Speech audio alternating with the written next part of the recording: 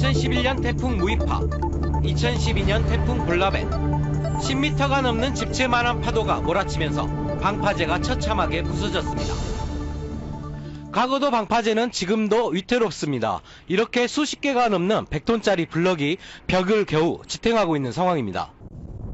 지난 2011년 태풍 무이파 피해 현장을 찾은 당시 김황식 국무총리가 항구적 방파제 건설을 지시합니다. 새 방파제는 길이 480m, 폭 110m, 높이 42m로 세계 최대 규모입니다. 슈퍼케이션을 만드는 그 슈퍼 방파제입니다. 이 슈퍼케이션은 태풍 한 100년 변도에 견딜 수 있는 한 9,000톤 되는 가장 큰 대형 케이션을 만든 방파제입니다. 2013년 3월 첫 삽을 뜬 공사는 공정률 28%로 당초 계획보다 1년이나 늦은 오는 2020년 12월 완공될 예정입니다. 발주처인 목포해양수산청은 설계 단계에서 집안조사 과정을 누락했습니다. 방파제를 새로 건설하는 방식으로 설계를 하다 보니까 사전에 집안조사 부분을 설계 과업지수에 넣지 못했습니다. 시공사는 공사를 시작하자마자 길이 170m의 연약 지반을 발견합니다. 설계를 잘못한 목포해양수산청은 연약 지반을 메꾸는 데 필요한 긴급 예산 417억 원을 추가로 투입해야 했습니다. 시공사인 삼성물산은 착공 뒤 작업 일수 부족과 공법 변경 문제를 제기했고 공사는 지연됩니다. 케이슨 공법 대신 경사식 단면 공법으로 건설하면 연약 지반 비용을 줄일 수 있다. 실제 현장의 한 달 작업 일수가 11일에 불과해 목포해수청이 발표한 16.6일보다 닷새나 적다.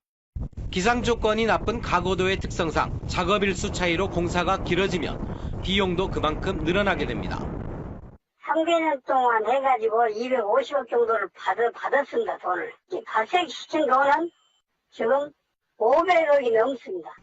결국 목포해양수산청은 공사 지연에 책임을 물어 삼성물산에 지체상환금 2억 원을 청구했고 삼성물산은 부당하다며 소송을 제기했습니다.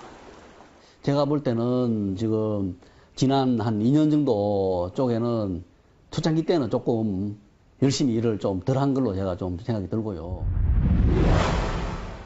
2012년 발주 당시 총 공사 금액은 1,442억 원. 그런데 연약 지반 발견 등으로 인해 1,972억 원으로 500억 원이 넘게 늘었습니다. 발주처의 허술한 설계가 공사 비용을 크게 불린 겁니다. 문제는 완공까지 공사비가 얼마나 더 늘어날지 발주처나 시공사 모두 예측하지 못한다는 점입니다. 누구나 이게 해상공사라는 게 예측하기 힘들기 때문에 누구도 지금 이 단계에서 얼마 들까를 예상한다라고 할 수는 없습니다. 작업일수 소송에서 삼성물산이 이긴다면 목포해양수산청은 공사비를 추가로 투입해야 합니다. 감정을 해서 과연 얼마가 나올 건지를 그 결과에 따라서 공사 기간과 비용이 지금보다 더 늘어날 가능성이 높다는 얘기입니다. 특히 완공까지 앞으로 5년 동안 볼라벤 같은 태풍이 한 번이라도 닥친다면 피해는 눈덩이처럼 불어날 수밖에 없습니다.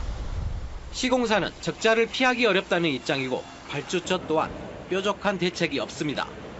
어쨌든 간에 현장에서 손해를 안 하는 건 사실이고 그리고 저희가 그래가지고 현장 쪽에다 해줄 수 있는 부분이 안쪽 모습에서 일을 하는 거를 우리가 자신들을 최소한 언론에 있는 데다 홍보를 해주겠다. 과거도 주민들은 불안감이 큽니다. 태풍이 와서 피해를 당하지 않을까 하고 조업하는데 방해가 되지 않을까 그런 우려 때문에 조속한 공사 시공을 원합니다. 올 지금 6월 달부터도 아마 이 태풍 영향권에 접어들 수도 있고 올 여름 태풍 때는 태풍이 조금 안 와주기를 저희들 바랄 뿐이에요.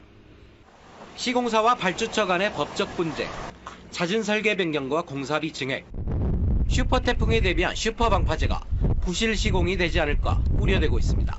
KBC 임동윤입니다.